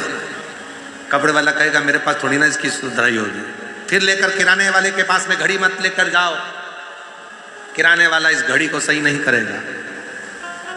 वो कहेगा मैं क्या करूंगा इसका, मेरे पास थोड़ी ना औजार है। फिर इसको लेकर तुम सोने की दुकान पर, सुनार की दुकान पर मत जाओ, सोने वाला भी घड़ी को सही नहीं करेगा। घड़ी को सही करना है तो घड़ी वाले की दुकान पर जाना पड़ेगा। घड़ी वाला कह देगा मैडम सर घड़ी को रख दो, 7 दिन लगेंगे, 7 दिन बाद आकर घड़ी को लेकर चले जाना, मैं घड़ी चालू कर दूंगा, ये पक्का है। वो घड़ी वाले के पास ले जाकर घड़ी को दिया, 7 दिन उसने सुधारने में लगाया और 7 दिन में घड़ी सुधार कर दे दी। उसी तरह तुम्हारा अगर समय बेकार चल रहा है, अच्छा नहीं चल रहा, तो 7 दिन शिव महापुराण की कथा में इस घड़ी वाले के पास आ जाओ, वो घड़ी सुधार देगा। 7 घड़ी सुधार, फिर तो घड़ी अच्छी चलेगी तो सब अच्छा दिखेगा। 1 बजे कल राम, 2 बजे दुराले राम, 3 बजे त्रिलोकीनाथ जपा करो प्यारे, 4 बजे चतुर नारायण, 5 बजे परमेश्वर, 6 बजे छबीले राम जपा करो प्यारे, 7 बजे सत्यनारायण, 8 बजे अंठेश्वर, 9 बजे नागेश्वर राम जपा करो प्यारे, 10 बजे दशरथ नंदन, 11 बजे गिरधारी और 12 बजे बद्री नारायण जपा करो प्यारे। ये घड़ी जब सुधरती है तो हर पल हर घंटे में वो परमात्मा याद आने लगता है और समय अच्छा चलना प्रारंभ हो जाता है, अच्छा चलेगा। पर ये इंद्रियां है ना, ये जाने नहीं देती। इंद्री सबसे बुरी, नेत्र कहते हैं कहाँ देख रहा है, चल इधर देख, नेत्र भटक जाता है। श्रवण को, ये सब बीमारियां हैं, ये सब बीमारी। इन नैनों को रोग लगा है रोज सिनेमा देखन का, और इन नैनों से दर्शन कर लो सारे रोग मिट जाए। और इन कानों को रोग लगा है रोज चुगलिया, इन कानों से शिव पुराण को सुन लो सारे पाप मिट जाए। और इस जिह्वा को रोग लगा है तेरी मेरी करने का, इस जिह्वा से श्री शिवाय नमस्तुभ्यम जप लो सारे रोग मिट जाए। ये सब रोग की दवा है शंकर की कथा। हेती प्रहेती ने पूछा तुम्हें भय नहीं?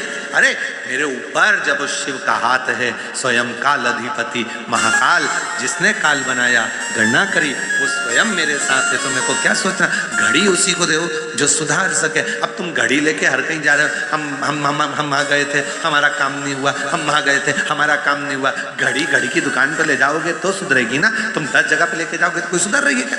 अब तुम अभी तक हम वहाँ भी गए, 2 अगरबत्ती ले गए, थोड़ा सा नारियल ले गए, थोड़ा सा गेहूं का दाना ले गए, किसी ने कहा तेरे घर के किसी व्यक्ति ने कुछ कर दिया है, हम उसी में भटक के रह गए। अरे क्यों जाओ, घड़ी की दुकान पे जाओ, क्यों यहाँ भटको? किराने की दुकान चले गए, भैया तुम ठीक कर दो, बहुत तकलीफ है, बहुत कष्ट है, बाबा तुम सही कर दो, बाबा तुम कर दो, बाबा तुम कर दो। बाबा खुद का सही नहीं कर पा रहे, तुम्हारा क्या काम करेगा? घड़ी की दुकान पे तो जा नहीं रहे, फालतू में घड़ी लेके सारी दुनिया में जा रहे। एक बार भरोसा कर कर, विश्वास कर कर शिव पे जल चढ़ाना प्रारंभ करो। पंडाल में बैठकर एक बार शिव पुराण की कथा सुनना प्रारंभ करो। 5 पंडाल जैसे ही शिव पुराण की कथा पूर्ण होगी, तुम्हारे मन की कामना शिव पूर्ण करना प्रारंभ। विश्वास, घड़ी है लगाया, कोई घड़ी 7 दिन में पूरी हो जाती, कोई घड़ी 3 दिन में हो जाती, कोई घड़ी 1 ही दिन में सही हो जाती। घड़ी तो घड़ी है। एक यहाँ माता जी बैठी हैं, उनका पत्र हमने परसों के दिन पढ़ा था, पत्र ढूंढने में टाइम लगेगा, अगर वो बैठी हो तो खड़ी हो सकती है। एक माता जी बैठी जिसके लड़के की तबीयत बहुत ज़्यादा खराब हो गई थी, बहुत ज़्यादा खराब हो गई, और विचार खराब करूं तो करूं क्या। कथा में बैठी थी, सूचना मिला बेटे की हालत बहुत ज़्यादा हो गई, क्या करूं। विनय करा, तीसरे दिन की कथा का प्रसंग है, बाबा से बाबा कुछ कर दे, कथा छूटे ना, मैं आई हूँ वो घर है, छूटे ना, शाम को वापस ले आऊंगी, उसको प्रणाम कराऊंगी, पर तू उसको ठीक कर। सुना फोन आया है, बहुत हालत खराब, छोटा बच्चा। उसने पत्र में लिखा, लोगों को 3 महीने में देता है, मुझे 3 घंटे में मेरे बेटे की खबर आ गई कि ठीक हो गया। कहीं बैठी हो, अगर बच्चा आया हो साथ में तो खड़ी हो सकती है। 3 घंटे में खबर आ गई कि मेरा बेटा ठीक है। तो घड़ी कोई कोई की एक दिन में कभी कभी वो सेल डालना हो तो तुरंत डाल देता है। अभी दुकान साहब ने सेल डाल के देख लेता, हम सही चल जाए तो ठीक है। उसने घड़ी निकाली, ने पीछे की ढक्कन खोला, ढक्कन खोल के उसमें सेल फिट कराने चल गई। मैडम घड़ी तो चल रही है, सर घड़ी तो चालू है, एकदम बढ़िया चल रही है, बीच बीच में रुक क्यों जाती है। तो घड़ी वाले ने कहा कि इसका कांटा अट रहा है, तो थोड़ा सा कांटा ऊंचा करना पड़ेगा, वो अटक रहा है। कभी कभी जिंदगी ऐसी होती है, अटक अटक के चलती है, थोड़ा ठीक थोड़ा गड़बड़, थोड़ा ठीक थोड़ा गड़बड़। तो उसमें क्या करना चाहिए, तो कि कांटे को थोड़ा ऊंचा कर दो, मतलब अपने विचारों को ऊंचा कर लो, थोड़ी अपनी सोच ऊंची कर लो, समर्पण का भाव लेकर जाओ। अपना कांटा जब ऊपर होगा, अहंकार को नीचे दबाओ और विश्वास को बढ़ाकर कांटे को ऊंचा कर लो। घड़ी एकदम cling cling cling cling cling cling cling cling चलता रहा, अटक गई घड़ी तो कांटा फंस रहा, मतलब तुम अहंकार में फंसे हुए हो, अभिमान में फंसे हुए, तुम और मेरे में फंसे हुए हो, चल नहीं रही।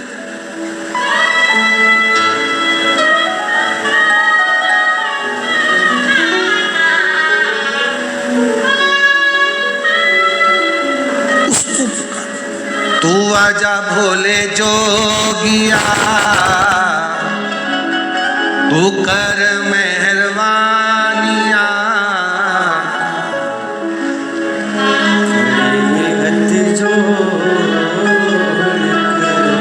भोले जी तेरे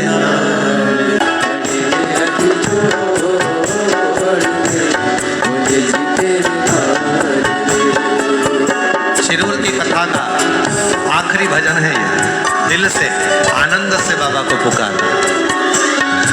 कुछ समय बाद कथा विराम की ओर चली जाए, दिल से उसको नमन करते हुए, साधते हुए, तू आजा भोले जोगिया, तू आजा भोले जोगिया, तू कर मेहरबानिया, तू कर मेहरबानिया, खड़े हाथ जोड़ दे भोले जी तेरे लाल रे, खड़े हाथ जोड़ दे भोले जी तेरे लाल।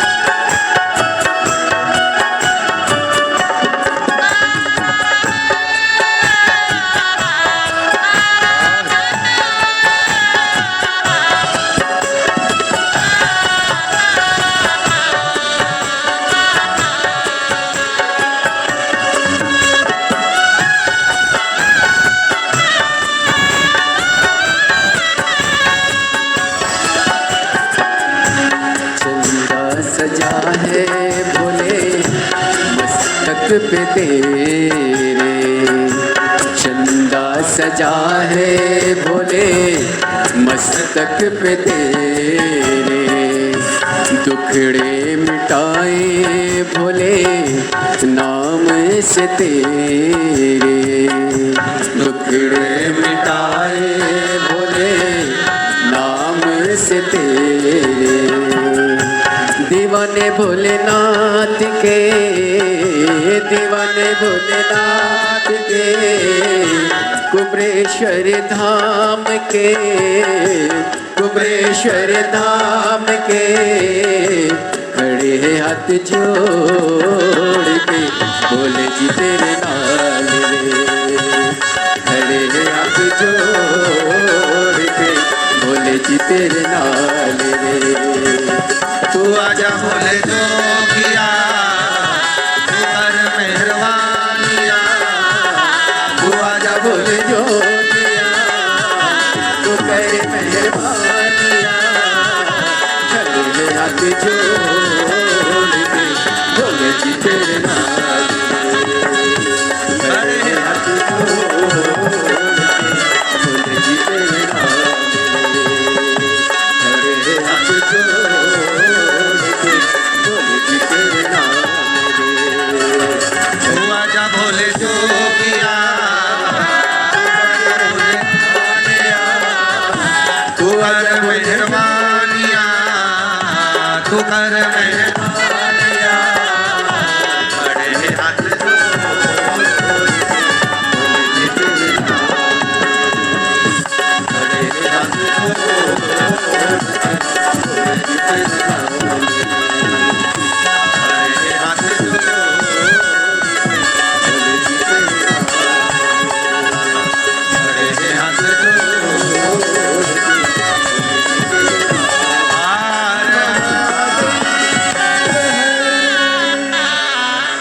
अपने स्थान पर बैठकर बाबा को अपने मन का भाव कहिए।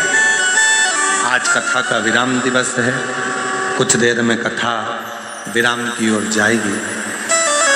बाबा को अपने मन का भाव कहने का ये शिरूर वालों को एक मौका और मिला है। दिल से बाबा को अपना मन का भाव कहो और हृदय से बाबा को विनय करो। जहाँ जगह मिले वहाँ बैठकर दिल से कहकर जाना, बाबा जल्दी और बुलाना, खूब कृपा कर। साथ में बोलिएगा, निवेदन करिएगा। ये कथा आज 2 मार्च को 2026 विराम की ओर जा रही है। 10 मार्च से 16 मार्च भुसावल महाराष्ट्र 2 बजे से 5 बजे तक कथा रहेगी। आप और हम श्रवण करेंगे। हृदय से बाबा को निवेदन।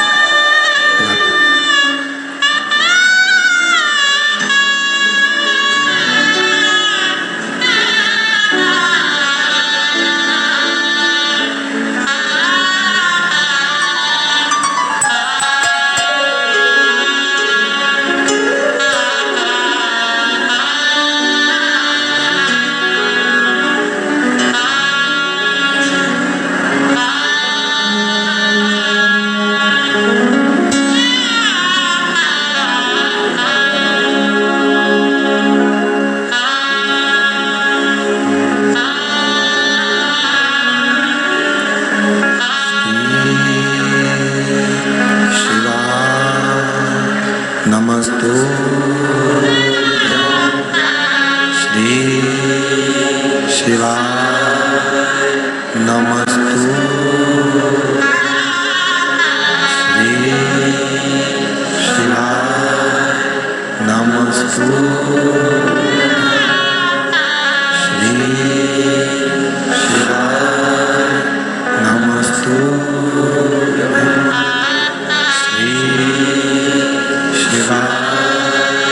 नमस्तु। भोला सब दुख काटो, ओ भोला सब दुख काटो,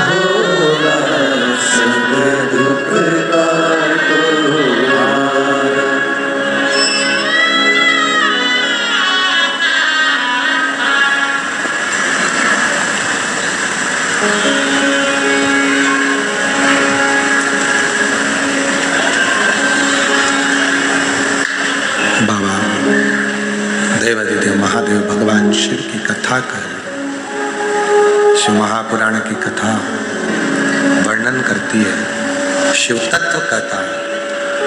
हेति प्रहेति ने पूछा, शिव की महत्वता को मुनि से जाना। दोनों उपद्री थे, पर प्रहेति ने उस मुनि के मुख से शिव की साधना को सुनकर साधना करना प्रारंभ कर। हेति भी उसकी सहायता करता था। घर में यदि कोई एक व्यक्ति भी शंकर की साधना आराधना जल चढ़ा रहा है, पूजन कर रहा है, दूसरा उसको थोड़ा भी सहयोग कर रहा है, तो पूरे घर का कल्याण निश्चित होता है। हेति और प्रहेति दोनों शिव के परम भक्त हो गए। असुर थे, असुर प्रवृत्ति को त्याग दिया।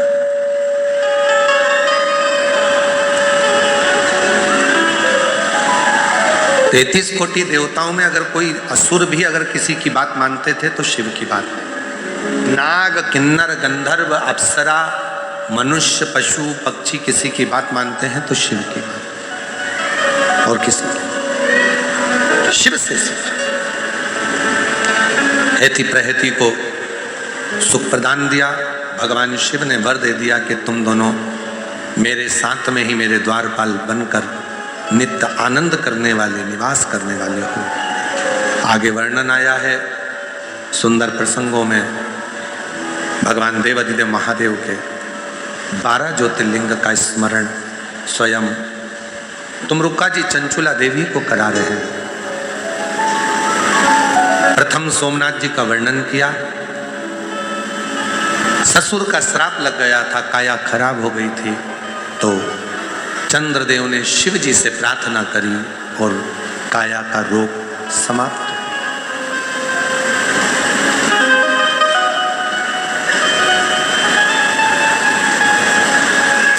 जैसे चंद्रमा के 28 दिन होते हैं और वो अपनी कालगड़ी के अनुसार चलता,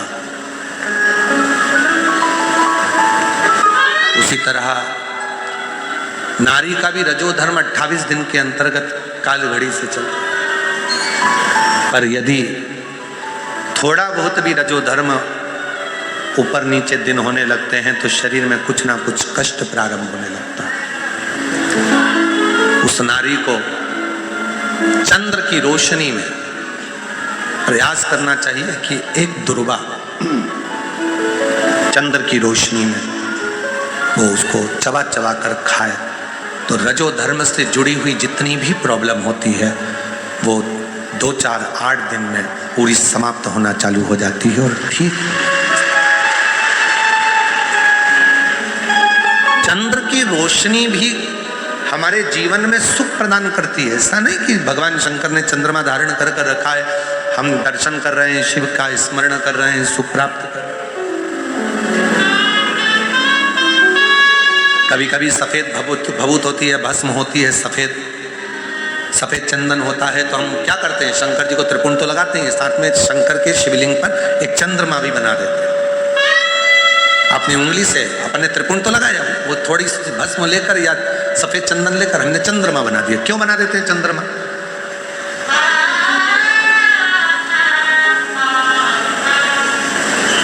जिस बच्चे को निमोनिया हो जाता है, सर्दी बनी रहती है, जुकाम बना रहता है, निमोनिया की बीमारी हो जाती है, हांपड़ी चलने लगती है, सांस चलने लगती है, फेफड़े कमजोर हो बता दिया जाते हैं, तो उसके लिए सर्वश्रेष्ठ है माँ शिव के मंदिर में जाकर जब शिवलिंग पर चंद्रमा बनाती है और उसी चंदन को लेकर आकर अपने बच्चे के वक्ष स्थल पर त्रिपुंड लगा देती है। उस चंदन का बच्चे की जो हाँप भराती है, हापड़ी भराती है, जो उसको फेफड़े कमजोर बताए जाते हैं, धीरे धीरे धीरे धीरे उसमें प्रबलता आने लगती है।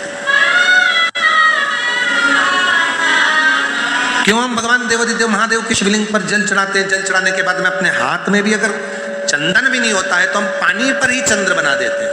त्रिपुंड तो लगाते हैं, पानी से ही चंद्र, हाथ ही फेरते हैं, उसका फल प्राप्त। हम प्रयास करेंगे, जो भोसावल में कथा है 10 से 16 मार्च दोपहर 2 बजे से 5 बजे तक, उस कथा में हम प्रयास करेंगे चंद्रमा और स्त्री एक नारी, एक बहन बेटी, एक चंद्रमा की पूजन साधना से किस तरह से अपने रोग को ठीक कर। बच्चेदानी में कोई गर्भाशय में गांठ हो गई, कोई चेस्ट में गांठ हो गई, कोई शरीर में गांठ हो गई, वो किसी से कह नहीं पा रही है। कोई चर्म रोग हो गया, वो किसी से बोल नहीं पा रही है। या मन से दुखी है, पति बहुत ज़्यादा दारू का नशा कर रहा है, पीट रहा है, तकलीफ में है, तो उसको चंद्र पूजन से, चंद्रेश्वर मौली महादेव से, चंद्रमौली महेश्वर महादेव भगवान शंकर का नाम है, चंद्रेश्वर महादेव, चंद्रमौली महादेव के नाम से आप कैसी साधना कर सकते हैं। तो मेरा निवेदन रहेगा, जो भुसावल के हैं वो तो पंडाल में आकर सुने, पर बाकी के लोग टीवी पर भी 2 बजे से 5 बजे तक, 10 मार्च से 16 मार्च तक कथा को चंद्रमौली महेश्वर शिव महापुराण की कथा के रूप में उसको सुनेंगे और धारणा करेंगे कि कथा किस भाव की। शिव तत्व। और आशीष जी हमें स्मरण कराना कि चंद्रमौली कथा वहां बाजना, तो हमारे स्मरण में ना रहे तो लिख के पर्ची आपको देना कि चंद्रेश्वर महादेव के नाम से उस कथा का स्मरण। और आशीष भूल जाए तो आस्था वाला तुम याद करके लिख के देना, ठीक है। कि चंद्रमा और स्त्री के ऊपर जो कथा है, भगवान शंकर ने स्वयं माँ पार्वती को अमरनाथ की गुफा में जो कथा कही थी, उसमें से एक संवाद चंद्रमौलेश्वर महादेव कथा है। नारी के दुख कैसे समाप्त, स्त्री की तकलीफ कैसे समाप्त, उस पर वो कथा का संवाद है, शिव कथा का। भगवान शंकर सोमनाथ जी के रूप में पूजाए। फिर आगे वर्णन आया भगवान शंकर के सुंदर स्वरूप का। षडानंद कार्तिकेय को मनाने के लिए गए, भगवान स्वयं मल्लिकार्जुन के रूप में पूजाए।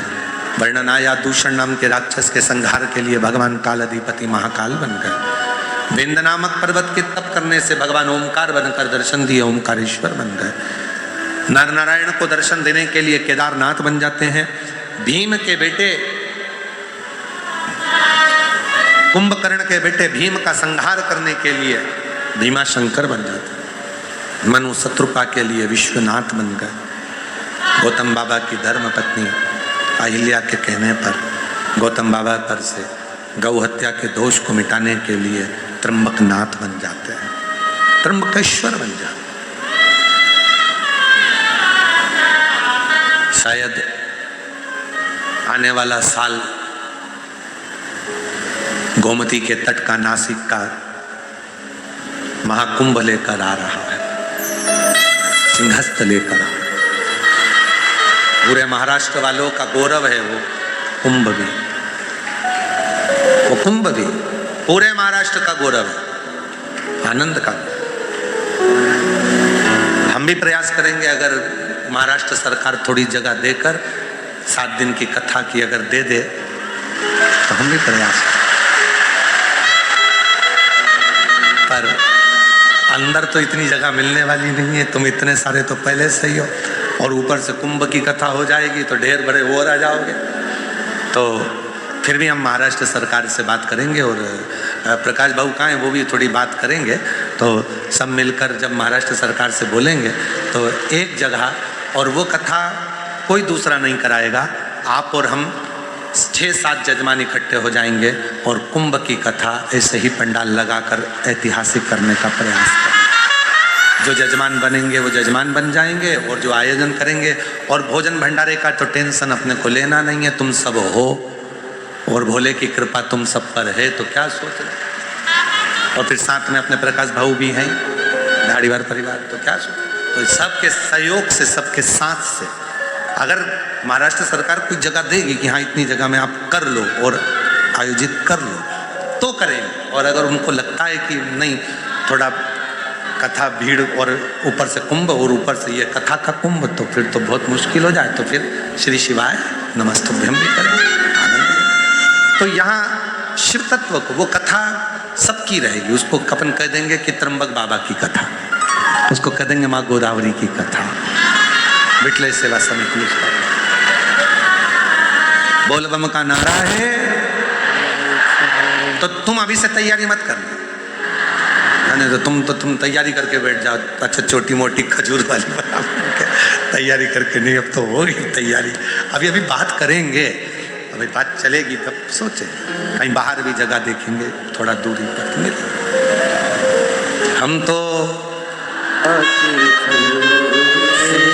चलते हैं हम तो बाबा के भरोसे चलते हैं। और बाबा से निवेदन कर कर जाते हैं, आप लोगों में से कई शिव भक्तों को मेरे बाबा ऐसी कृपा कर देना, जब कुंभ में अगर कथा करने आए तो इनमें से 10-20 जजमान तैयार कर देना, इतना भंडार इनका भर देना, ऐसी कृपा। भैया लोग तो अभी से हाथ हिला रहे हैं कि हम तैयार हैं, अब तो कथा करो। भाई लोगों के हाथ हिल रहे हैं। शिव कृपा करेगा, बाबा करेगा और उस कथा की दिव्यता को धारण करेंगे जैसा शिव चाहेंगे। त्र्यंबकनाथ माँ गोदावरी जैसी कृपा करेगी, वो सब होगा। हम और आप नहीं सोचेंगे, सब लोग सोचेंगे। शिव कथा कर। गौतम बाबा पर गौ हत्या का दोष लगा, उस दोष से मुक्त करा तो त्र्यंबकनाथ के रूप में ब्रह्मा विष्णु महेश विराजमान हुए शिवलिंग के रूप में। आगे वर्णन आया श्री वैद्यनाथ बाबा का। रावण शिवलिंग लेकर जा रहे थे, उठ ना पाया, बैजू वाले को दे दिया, वैद्यनाथ के रूप में विराजित हो। वर्णन आया है दारुक नाम के राक्षस का संहार करा, शिवजी नागेश्वर के रूप में बैठे, राम जी द्वारा पूजित होकर रामेश्वर हो गए। सुधर्म नाम के ब्राह्मण की धर्म पत्नी भूष्मा के बेटे को जीवित कर दिया, जो 1 हफ्ते पहले मारा था। सोतन ने उसको कपड़े में बांध कर फेंक दिया था, वो तैरता हुआ बाहर आ गया, तो शिवजी का नाम कृष्णेश्वर महादेव पड़ गए। 12 ज्योतिर्लिंग का जैसे ही चरित्र बिंदुक सुनता है तो चंचुला देवी के सामने वो प्रेत योनि से मुक्त हो जाता। चंचुला ने हाथ जोड़कर कहा, बाबा कुछ करुणा मुझ पर करो। भोलेनाथ ने पूछा क्या चाहिए चंचुला? चंचुला कहती है मैं बेधव्य हूं, कुछ कृपा करिए। शिवजी ने कहा, पार्वती इसका खंड सौभाग्य दे, पति जिस लोक में गया है उस लोक में ये भी जाएगी। भगवान ने वर दे दिया, जो नारी, जो स्त्री, जो बेटी, जो बेटा, जो पुरुष, जो बच्चा, जो वृद्ध किसी भी रूप में शिव महापुराण की कथा को इस कलिकाल में सुनेगा, कथा के उस व्यासपीठ के सम्मुख में बैठकर जो मांगेगा, शिव कहते हैं उसको मैं पूर्ण करने के लिए उसके घर जाकर उसका भंडार बन वर प्रदान। चंचुला खंड सौभाग्यवती हो। तुमरुका जी ने वर मांग लिया, बाबा कलिकाल बढ़ता जाएगा, कलयुग बढ़ेगा, उस कलयुग में कोई साधन, तो शिव जी ने कहा एक ही साधन है, शिव महापुराण की कथा। लोग भटकेंगे, नए नए चमत्कार दिखाकर, ना जाने कौन कौन सा आडंबर दिखाकर लोग संसार के लोगों को अपनी ओर आकर्षित करेंगे। उस समय पर कली काल में यदि कोई दिल से शिव महापुराण की कथा को श्रवण कर लेगा और मेरी कथा पर पूर्ण विश्वास कर लेगा, उसको किसी आडंबर में जाने की जरूरत नहीं पड़ेगी। शिव कहते में खुद कृपा कर। मस्तक की बेलपत्र उतारी शिव जी ने, शिव पोथी को समर्पित करी। बाबा की ये पवित्र कथा सुंदर आनंद के साथ में बाबा की ये दिव्य कथा पूर्ण होती है। श्रीमान रसिक लाल जी माणिक चंद जी धारीवाल, स्वर्गीय श्रीमती कमलाबाई रसिक लाल जी धारीवाल की स्मृति में श्री प्रकाश जी रसिक लाल जी धारीवाल, श्रीमती दीना जी प्रकाश जी धारीवाल, चिरंजीवी आदित्य प्रकाश जी धारीवाल, धारीवाल परिवार